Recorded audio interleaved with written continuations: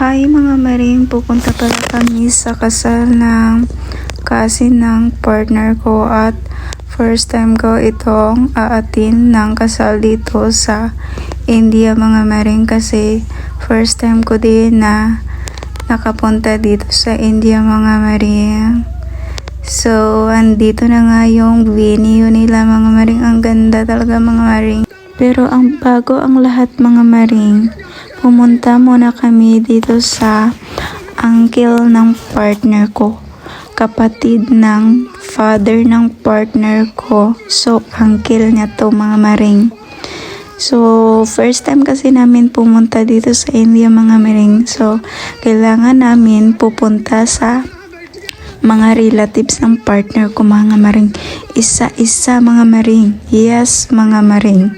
Isa-isa naming pinuntahan ang bahay ng relatives ng partner ko dito sa India mga maring. So dito na nga kami mga maring.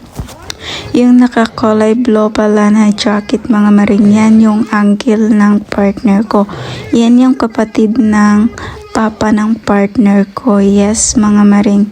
So yung mga bata apo niya mga maring. So yung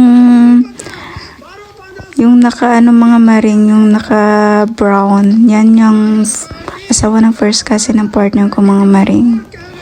Nag-abroad din ang husband niya. So wala yung husband niya dito sa India mga maring. So si Mami G pala yung naka-black mga maring.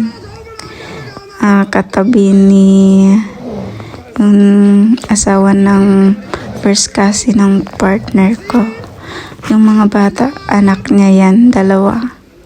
So yan yung kalaro ni Kiran dito sa India mga maring. Pupunta si Kiran dito sa kanilang bahay. Kinabukasan mga maring, kasal na ng cousin ng partner ko, kaya pupunta na kami.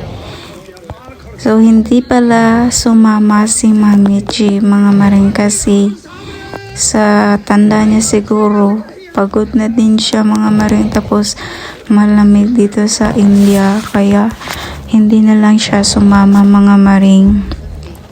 Ang first cousin na lang ni partner ang kasama namin, at saka yung mga relatives niya mga maring, at saka yung uncle niya. So ito yung outfit namin ni Kiran mga maring.